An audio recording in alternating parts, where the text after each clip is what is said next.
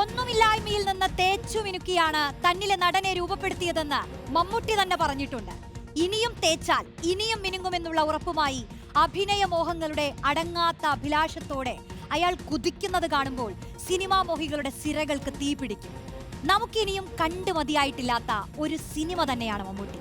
തീക്ഷ്ണമായ നോട്ടത്തെ, പരുക്കൻ ഭാവങ്ങളെ, ഗാംഭീര്യമുള്ള ശബ്ദത്തെ, കൃത്യവും ശക്തവുമായ സംഭാഷണങ്ങളെയെല്ലാം ഹീറോയിസമായി മലയാളി ആഘോഷിച്ചത് മമ്മൂക്കയെ കണ്ടുപഠിച്ചാണ്. മലയാളിയുടെ സ്റ്റൈലിഷ് ഭാവങ്ങളെ മമ്മൂട്ടിയോളം സ്വാധീനിച്ച മറ്റാരുണ്ട്? അയാളെ സിനിമ തേടിച്ചെന്നതല്ല, അയാൾ സിനിമയിലേക്ക് പിറകെ അലഞ്ഞതാണ്. ഇനിയുമേറെക്കാലം മലയാള സിനിമയ്ക്കായി ഉടലും മനസ്സും സജ്ജമാക്കി ഇറങ്ങിയ മമ്മൂട്ടിയെ ഒരു നാട് നെഞ്ചിലേറ്റുകയാണ്. മലയാളത്തിന്റെ മഹാനടൻ അഭിനയ ജീവിതത്തിലേക്ക് തിരിച്ചെത്തിയതിനെ ആഘോഷമാക്കുകയാണ് മലയാളികൾ. മമ്മൂക്കിയുടെ തിരിച്ചുവരവിന്റെ വിശേഷങ്ങളിലേക്കാണ് ഇന്നത്തെ ന്യൂസ് ബസ് പോകുന്നത്. സ്വാഗതം.